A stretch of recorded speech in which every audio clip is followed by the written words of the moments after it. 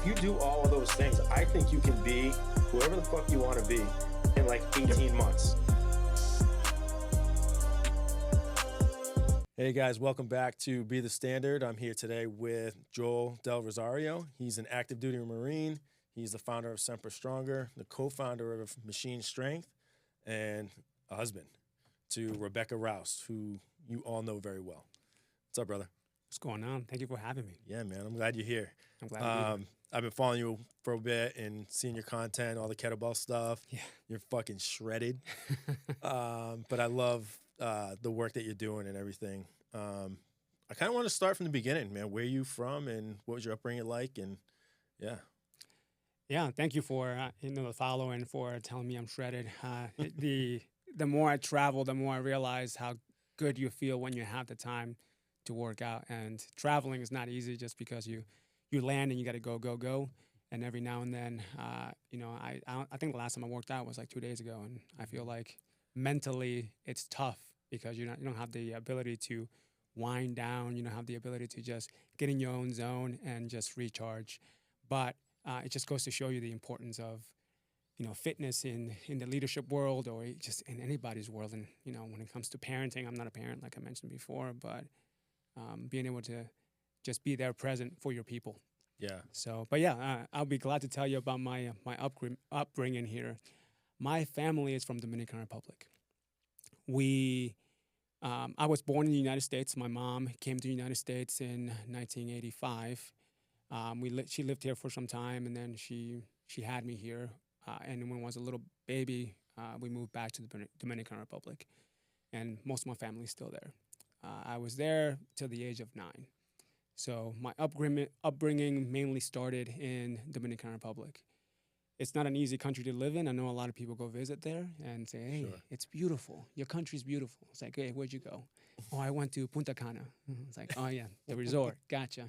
It is a beautiful resort. Dominican Republic does a phenomenal job of keeping the resorts very welcoming, all-inclusive, having the fun of your life in Dominican Republic. But outside of those walls, it's a whole different world. Yeah. And I grew up with, chickens running around. Family was all in one place or close by.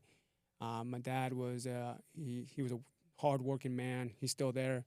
My mom and my dad got a divorce early in my life, and when I was around 9 years old, we moved to Providence, Rhode Island, which, if you don't know, there are a lot of Dominicans there for some reason. Oh yeah. I think it was because when you are outside of the United States, there's people know of New York City. It's like, oh, you're going to New York. That's what everybody said. When you're going to the United States, people thought you were going to New York. That's what Dominicans think. And so I think New York was packed of Dominicans, and we found the next best place. It was like, all right, Rhode Island's next. So my family moved to Rhode Island when I was younger, and when I was 9, and we lived there, paycheck to paycheck. Sure.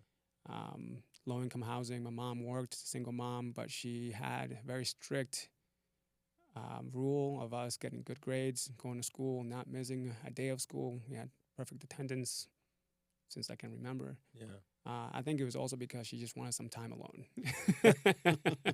There we go. Which is a little self-serving, but I think it worked out for the best of us. So that was my upbringing. It was not easy. We lived, even when we moved to the United States, because we lived in low-income housing, there was a lot of crime, a lot of drugs everywhere. And my mom did her best to keep us away from that. She did a pretty good job with that. And shortly after high school, I went to college first, and I got an associate's degree in graphic design. And then my then girlfriend said, hey, I want to join the Marine Corps. I want to be a Marine. Would you come with me and do it? Wow. And so I had a 3.8 GPA, and me, the lover boy, I'm like, yeah, I'll go with you. And got my associates, dropped out of school, and enlisted in the Marine Corps in 2005. It's funny you say that. Like, just to back up a little bit, I've been to the Dominican on the fun side of it, right? I didn't stay in a resort, but what I did was we rented a like an Airbnb type situation in like a gated community. Mm-hmm. So it was still very guarded. Yeah. It was nice, but we would walk into the town or the city, whatever, to like buy our food, then go cook it, or we'd go to like one of the local restaurants or whatever. And even just stepping outside those walls was just very, very different, and I had this like uneasy feeling. Mm-hmm. And then just driving in through the different areas of the Dominican, it was like, you're right, it's not the resort life like what's sold to you, and so I have a lot of respect for you, just growing up in that environment and thriving, and I'm also very familiar with Providence. Mm-hmm. It's only 35, 40 minutes from me. Yeah. I spent a lot of time there, my like college years in the clubs and stuff like that. So I know Providence quite well. One of my good friends that I served with actually he's now a police officer in Providence now. Oh, nice. So I'm very familiar with that area and what goes down there. So again, to grow up in that environment and kind of thrive the way you have is pretty cool. Just because I understand the familiarity of what you've lived somewhat. But my next question was going to be like, what caused you to join the Marines? And the last thing I expected to hear was a girl. Yeah. So you became a warfighter because of a girl. Yes. Tell me more. Ultimately, yes. So, I'm real when people ask me this question. And I've had Marines ask me this because they found me on social media, or people who want to be Marines, they found me on social media and asked me, why did you want to be a Marine? And the expectation is like, I wanted to serve my country because it was, shortly after 9/11, and I wanted to make the difference. Mm-hmm. Don't get me wrong, I did want to serve my country, but I wanted to go after college. I wanted to be an officer, and it comes to a surprise to a lot of people that I decided to go the enlisted route because of a girl. And the reason why I'm real about it is because those are the things that happen. Sure. A lot of times we make bad decisions, or I will say this. The reason why I enlisted in the Marine Corps was a very bad reason. But I'm glad I did it. Yeah. Right? So I say that because you can make decisions that put you in a situation you didn't want to be in the first place, but you can still come out on top. Right? Yeah, and I love the way you put that in some of the ways I put it. And I didn't join the Army for patriotic reasons, right? I joined because I had student loan debt. I was kind of in a dead-end job. I was 23, and a recruiter walked into Home Depot when I was working the paint counter and said, started telling me about the financial benefits. And I was like, wow, that sounds great. And then I was like, well, what can I do to be in Iraq kicking in doors? And actually, if I'm going to do it, how can I be in the fight? Exactly. We'll go infantry. Done. I didn't ask any questions. I didn't explore any other branches. I didn't do any homework. Just did it. It became about the other things afterwards, right? Exactly. The brothers, the brotherhood, your friends, patriotism in your country, and all these things.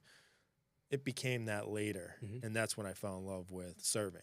So my reason for joining wasn't any better than yours, right? But it becomes more as you continue to do it, and you really start to really become a part of something I think is special. Yeah. I like to put it as in love, fall in love, and staying in love is a choice. Yeah. Right? Yeah. That is with anything, whether it's a relationship between you and another person or a relationship between you and what you're doing. Sure. It's a choice, but it's not just one choice. It's multiple choices, piling on top of each other. So whether you choose to wake up and say, like, I'm going to push through today. Today's hard, but I'm going to choose to push through. If people choose to give it their all and choose to actually,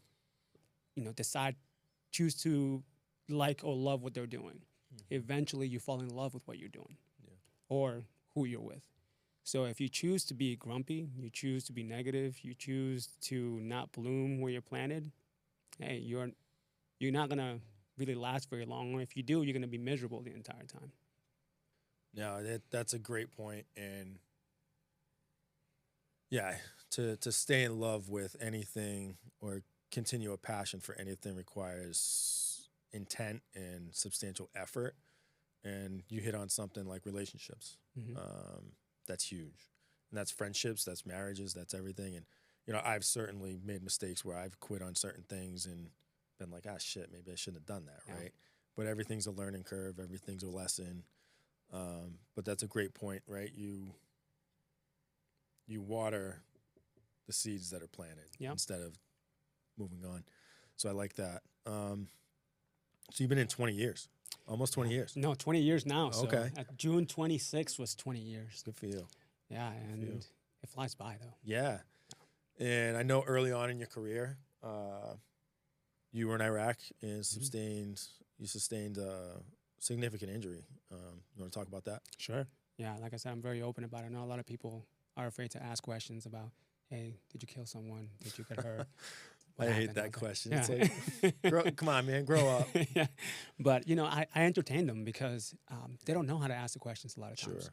And I think that having a bigger gap between the civilians and the people serving doesn't help. Mm-hmm. So I try to bridge that gap. So, yeah, to answer your question, Iraq 2007, there were a lot of IEDs going on. So I got deployed there with the 13th MU, Marine Expeditionary Unit.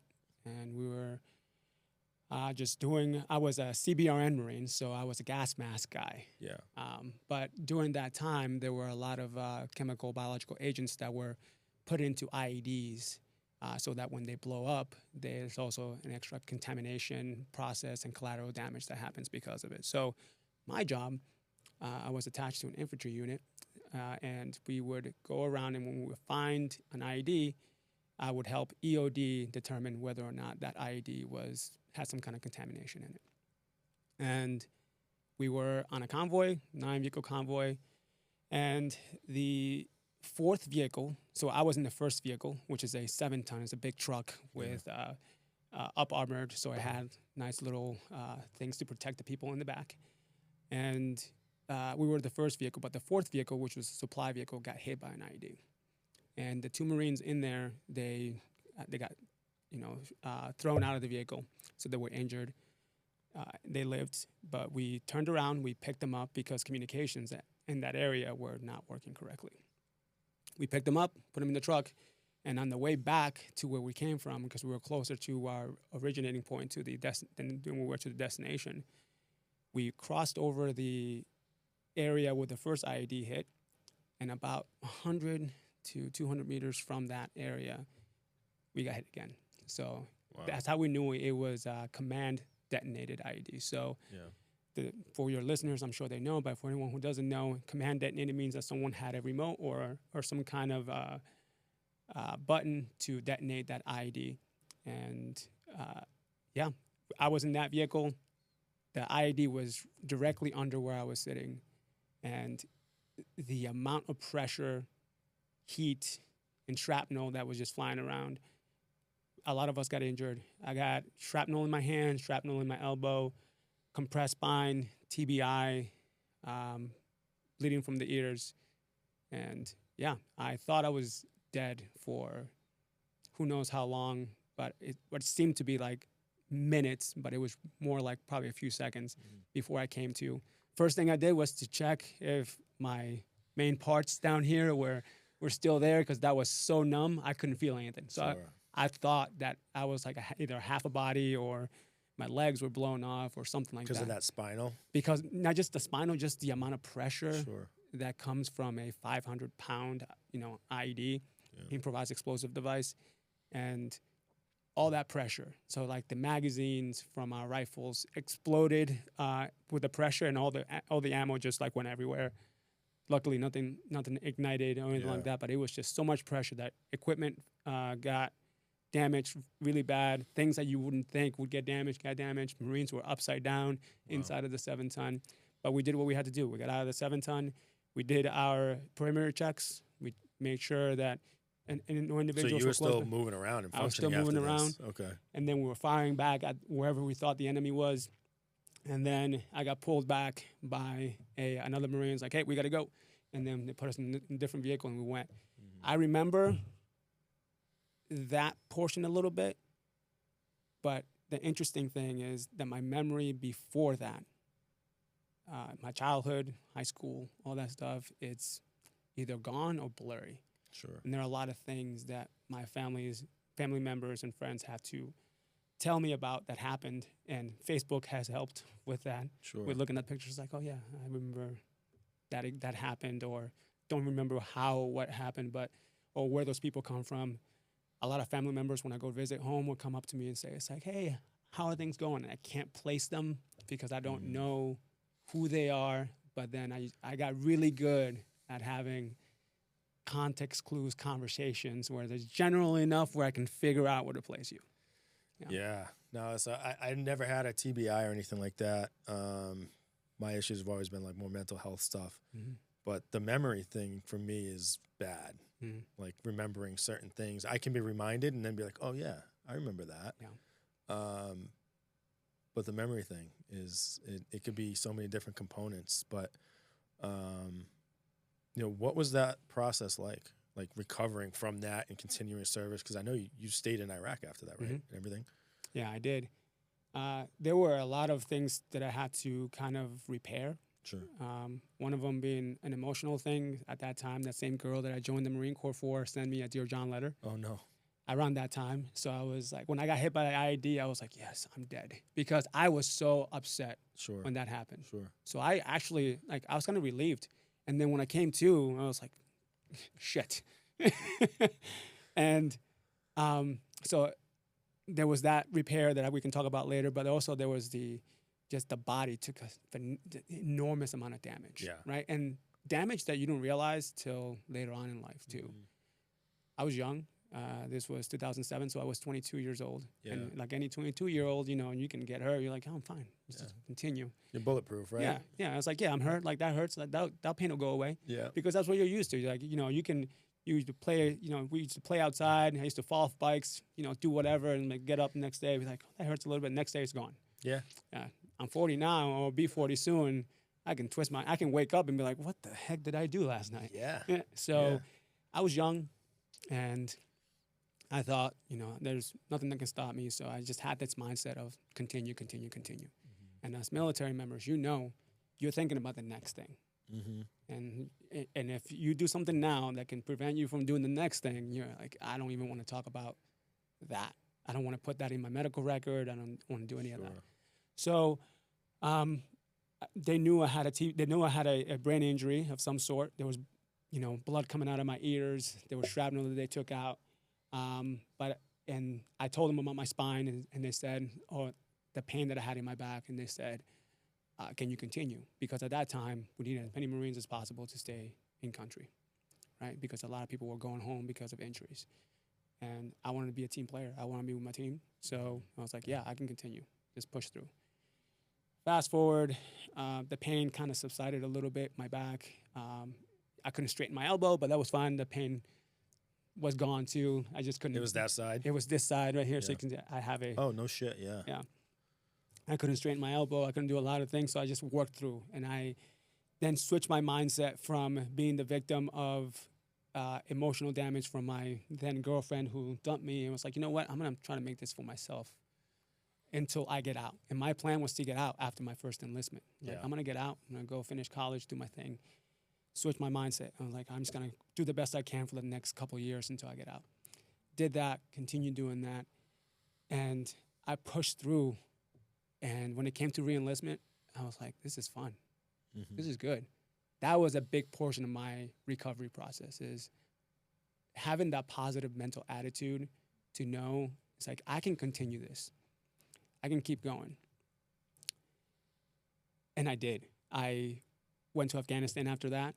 And then while I was in Afghanistan, I got accepted to the enlisted to officer program. So then I commissioned, and we can talk about that later. But then after that, you can only be positive for so long before your body's like, okay, we got to take care of a few things here. Yeah. So fast forward to, I believe it was 2022, 2021, 2022, where both my brain and my nervous system were like, hey, we have something to take care of. Yeah. I had an immense pain coming up from the left side of my body. My C6, C7 disc was fully compressed. So now, like, all of this was in pain. My whole left side was in pain. Then it started to atrophy. Everything. My triceps started to atrophy. I couldn't hold things. I couldn't even push the door. I couldn't hold the plank. My pec, my lat, everything was starting to atrophy. I looked like a cartoon character with one side that was enormous and the other side that was just like almost like a stick. Wow. And it took for like several years after I commissioned, I told them the Marine Corps or the Navy medics, Navy docs, because the Navy works for the Marine Corps when it comes to medical services. Mm-hmm. It's like, hey, something's wrong with my spine. And they were like, are you in a lot of pain? I'm like, no, I mean, I just know something's wrong. Can we get an MRI? And to get an MRI in the military, it's like asking the president for a favor for some reason. And so they're like, no, it's like, we'll get an x-ray, see if something's wrong. It's like, x-ray didn't show anything, that's fine, we'll continue. I kept doing it, asking, and finally, it took me being completely atrophied on my left side for them to be like, hey, something's going on. It's like, yeah, I've been telling you something's going on. Yeah. And so they sent me to get an MRI finally.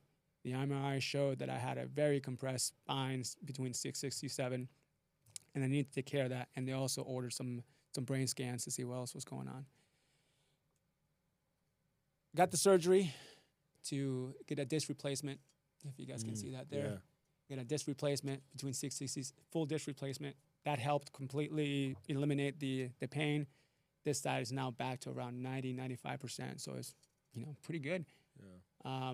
And then I also went to a brain clinic that helped identify a lot of issues that I had in my brain, and then treat that.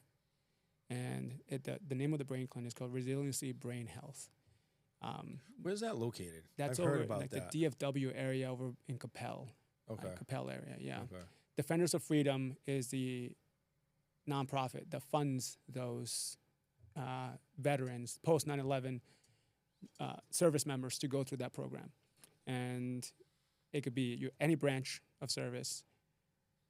If you're post 9/11 and you have a brain injury, which a lot of us do and ignore, they can help you figure out how to manage that, how to take care of that and heal the brain. So TBI is very different, or not very different, but different enough from a PTSD, where TBI is a physical injury to the brain.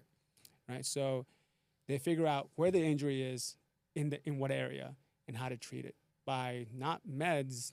So they try to reduce the amount of meds that you're taking from either the VA or whatever you prescribed, and try to make it so that your body can heal itself through different processes.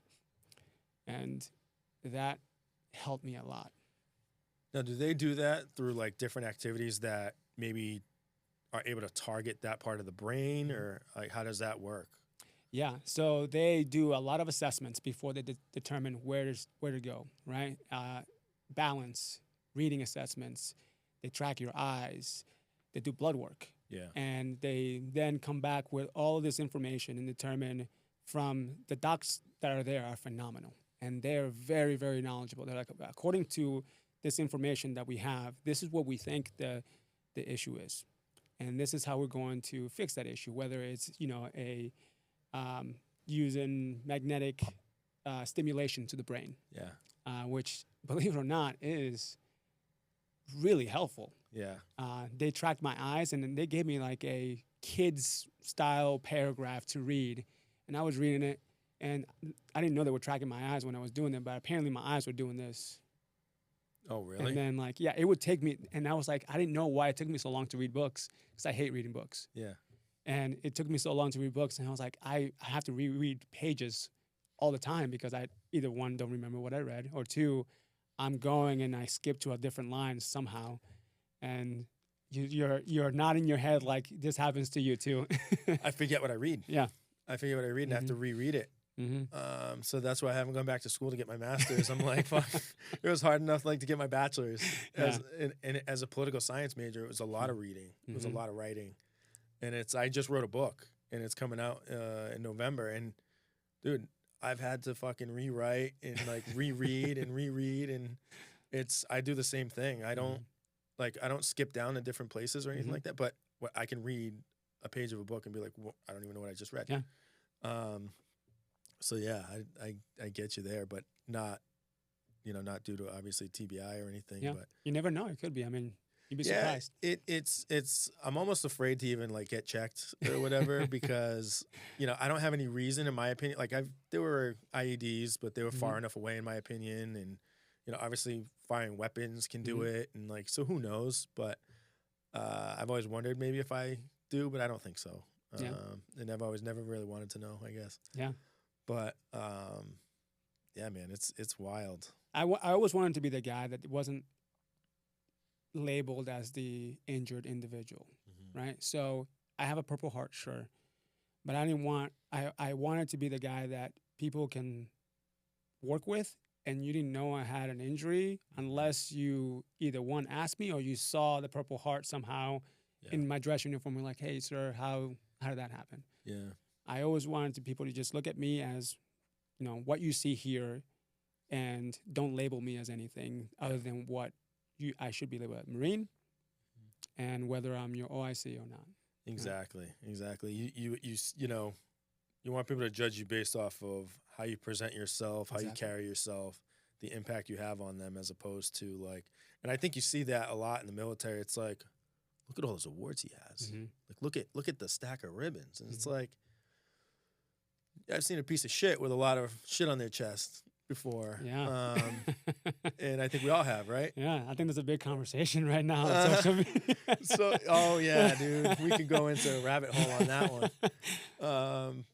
But yeah, no, it's that's what you want to be known for, and that's what you want people to recognize is, how you carry yourself and the impact that you're making, as opposed to, what the appearance looks like. And we can get into social media and talk about that. We were talking about social media earlier, and whether or not it's used properly or how it's used dictates a lot, right? It can be used for so many terrible things and toxic things and whatnot, or it can be used for good things, like promoting entrepreneurship and business and fitness. And Rebecca and I talked about this earlier. Just getting into the coaching space and being online with it. Yeah, my God, it especially in the fitness space, there's just so much trash out there, and you can't take it legitimately. And I've had friends of mine say, Denny, who does your programming, or who does, how do you dial in nutrition and different things? And I use a guy who I trust, who I know is legitimate. But if I didn't know him, I think he's like everybody else. But luckily I know him. And otherwise I'd steer him to you guys, because I know you guys are legitimate and, part of the same team here. So, but yeah, not to get off on that whole social media thing, as opposed to, talking about what you were talking about, is people, how you want to be known. But yeah, I think you're doing a good job with that. Thank you. And I think that's part of, like, what you said, we talked earlier about being the standard and setting the standard. Part of that, I know you probably want to ask me something about that in the shortly here, but I think part of that is not being the victim. And not being the victim for me means also not being the victim of something that maybe, like my injury, right? So many people can milk that and be like, oh, I'm hurt, I can't go to PT. Or I can't do X, or it's like, hey, I'm going to stay home, I have a headache. Or even because with a TBI comes unexpected things like brain fog that happens randomly. Yeah. And luckily, I don't know if it's happening right now, but sometimes when I'm having conversations, I can't pull words out of my brain. And I have to do certain things to fix that, like exercises and different things that help my brain work a little more efficiently whenever I notice that. But sometimes it just happens, and in the middle of a brief, I'm like, oh man, not right now. And I'm briefing my commanding officer or briefing someone about something, because I do communications for the Marine Corps, so I'm an IT guy. So yeah, I'm a pogue. It's all good. It's all good. Yeah, I'm a pogue. I know I get that a lot, but like, I love everybody. I'm a proud pogue, because you guys need us too. Absolutely.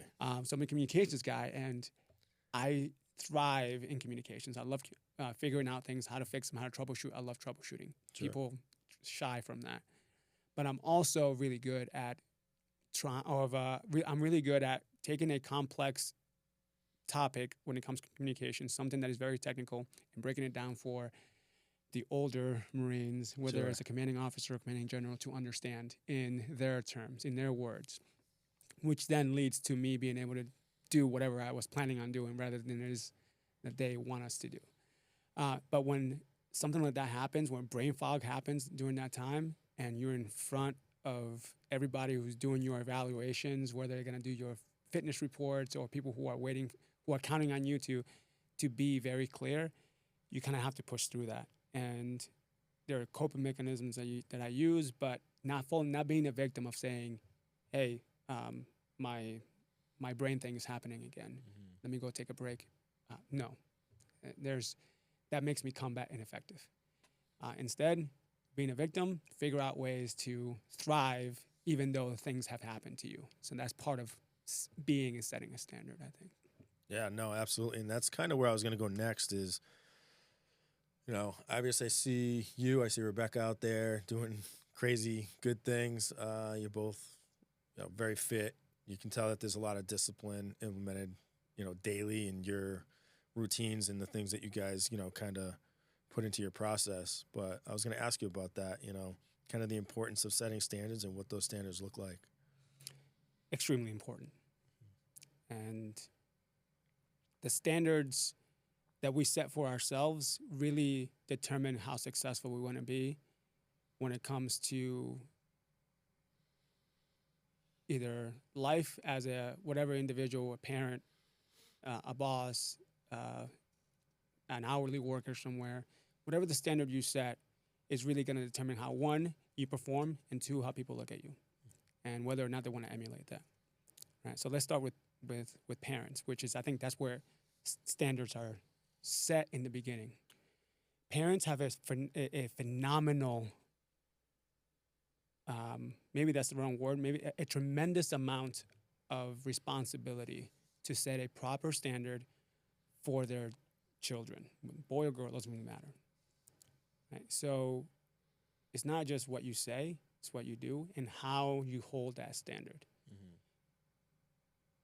And whether or not consequences come from breaking that standard or breaking the rule, whatever it is, right? So people think consequences are not good, or heavy consequences are not good, but consequences are necessary, especially as your brain is developing. Because if I do this, the consequences of that, then that's how kids learn. Kids learn kind of like dogs learn, right? You give them a treat if they do something good. They don't do something good, you don't give them a treat. If they do something that they shouldn't be doing, it's like, hey, maybe if they go to bite you or something like that, it's like you push them away, or do something that is, I'm not a dog trainer, but you do something that makes sure that dog doesn't do that, right? I know people don't like when you compare kids to dogs.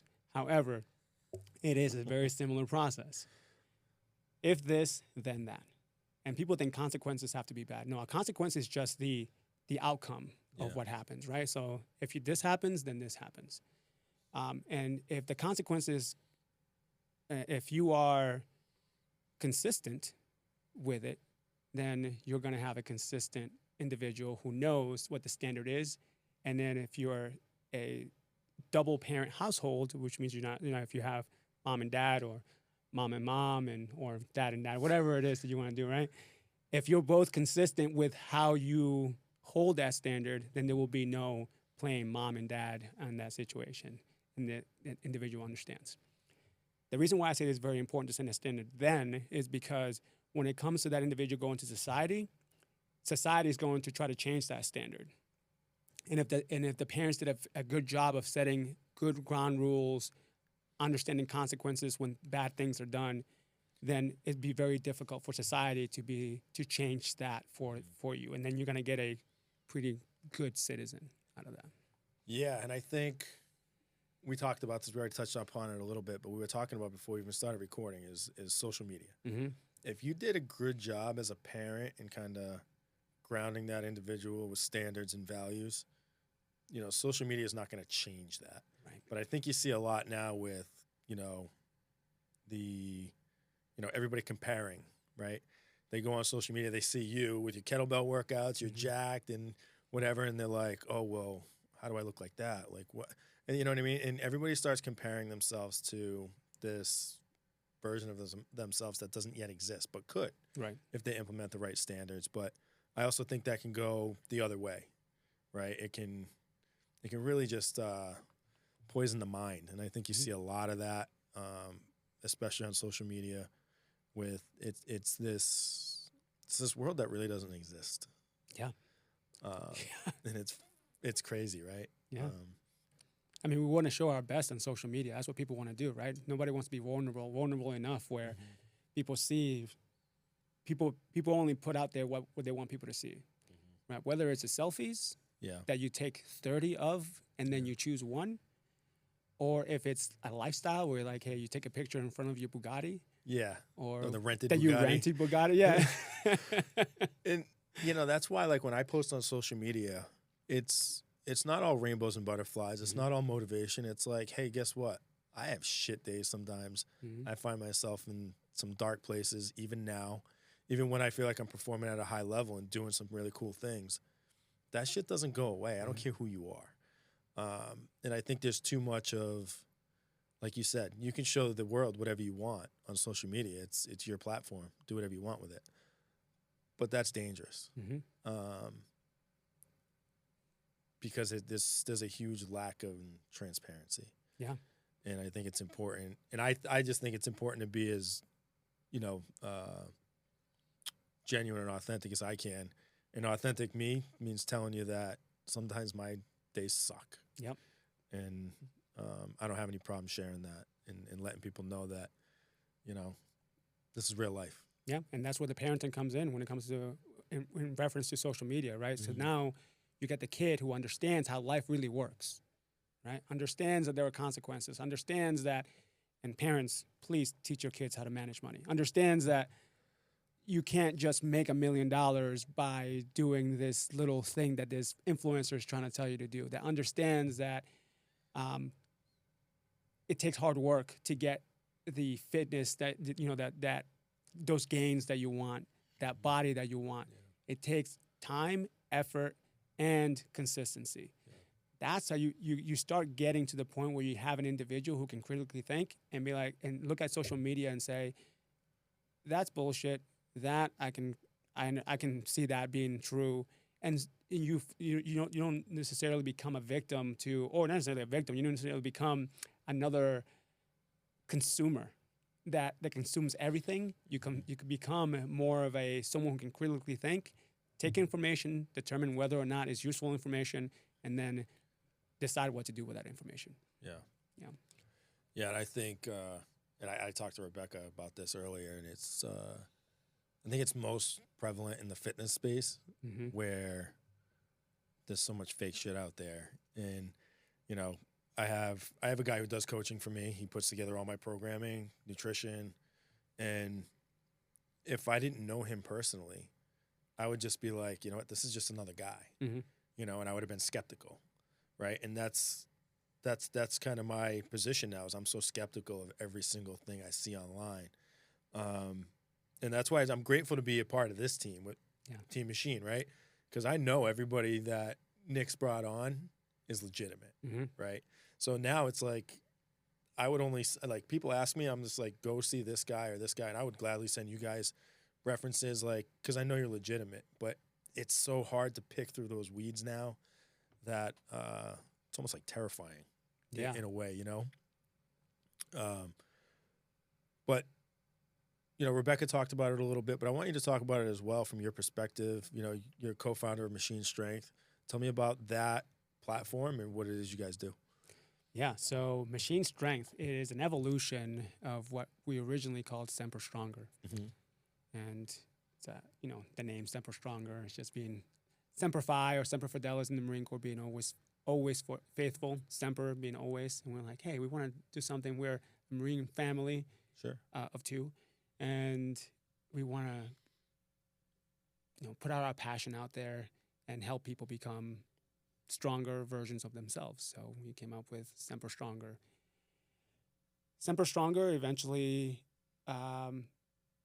made a pretty big impact in our community. We grew our community, but we wanted to reach more people, and we wanted to provide more than just physical fitness, because we understand that there's more to being physically ready or physically resilient, or just resilient in general, than just being physically fit, right? There are other things, the brain, like we talked about, emotional resilience, spiritual resilience, financial resilience. A lot of people don't think about that. And so we were talking to Nick Lavery, and he had the Forge something that is a phenomenal resource and still is a phenomenal resource for a lot of people. He had the same kind of values and the same type of mentality when it came to the holistic approach to an individual being ready.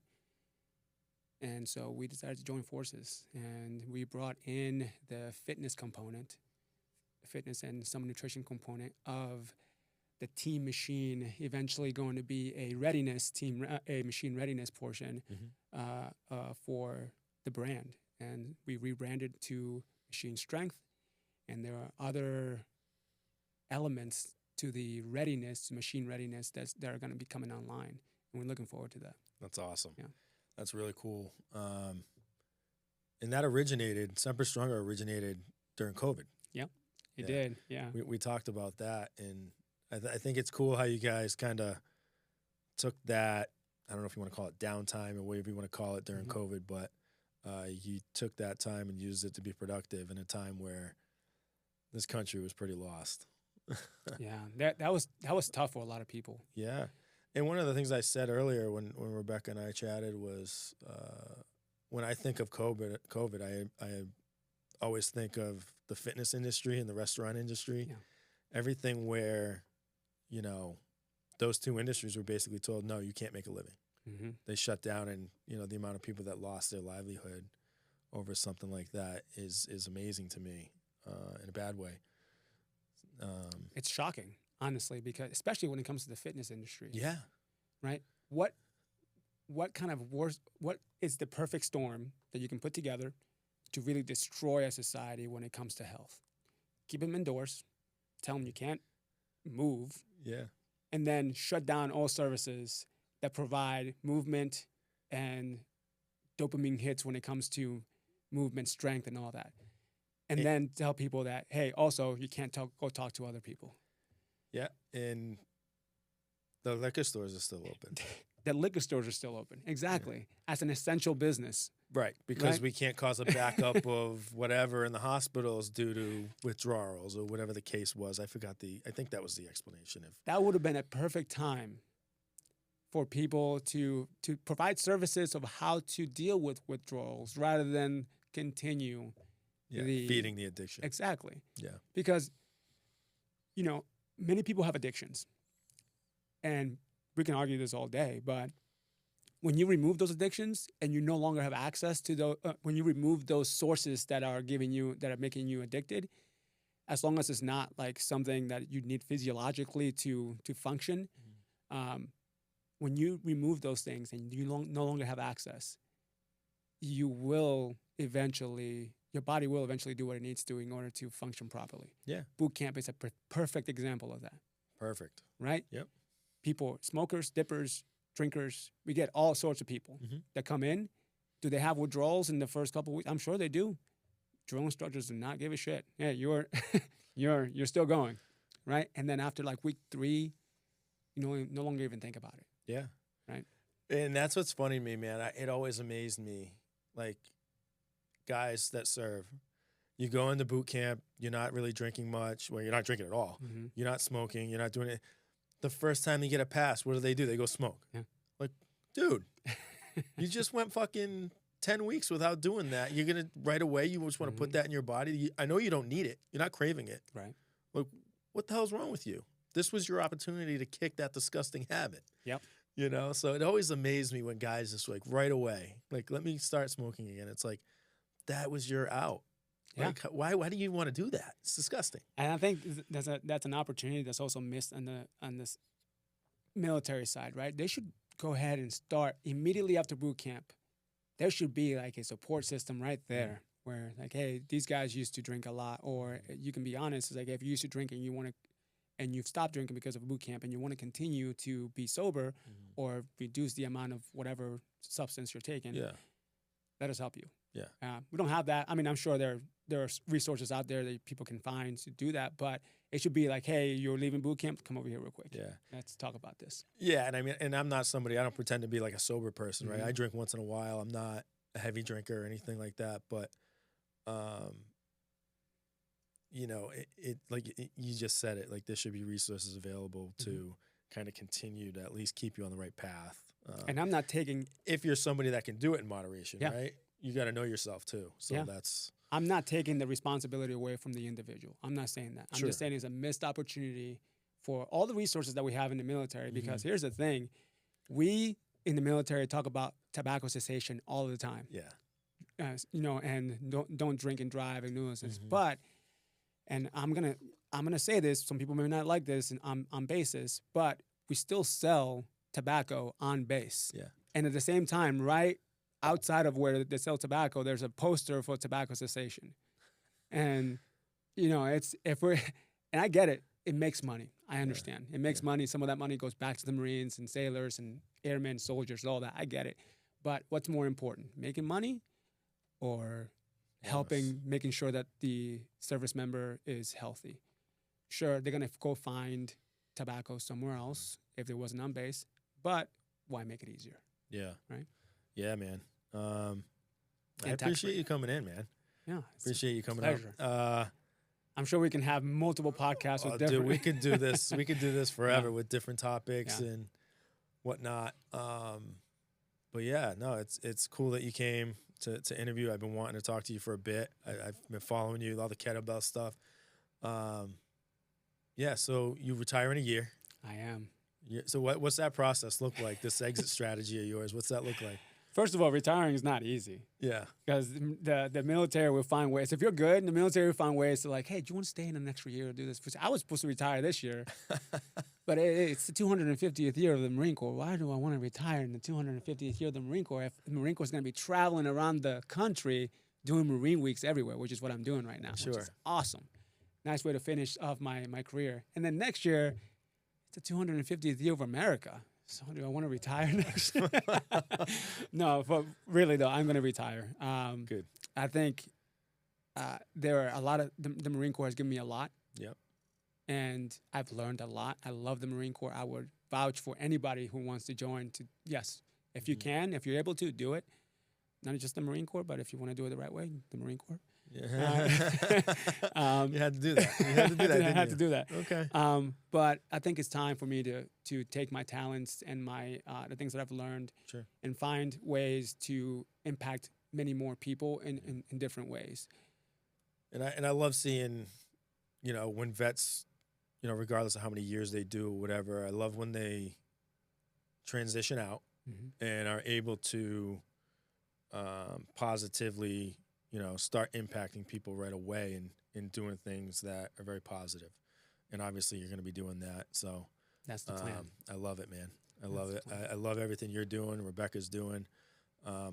Proud to be on Team Machine with everybody. I think, you know, this is such a great team and just high performers. When I'm thinking to myself, like having a shitty day or whatever, I'll come across like, you know, everyone's page or whatever. And I'll be like, all right, these are the guys that I get to call, you know, teammate, and I got to step my shit up. I got to step it up. So, you got to surround yourself with people who are going to make you better, right? 100%. So again, man, can't thank you enough can't thank you enough for coming on, and it was great having you.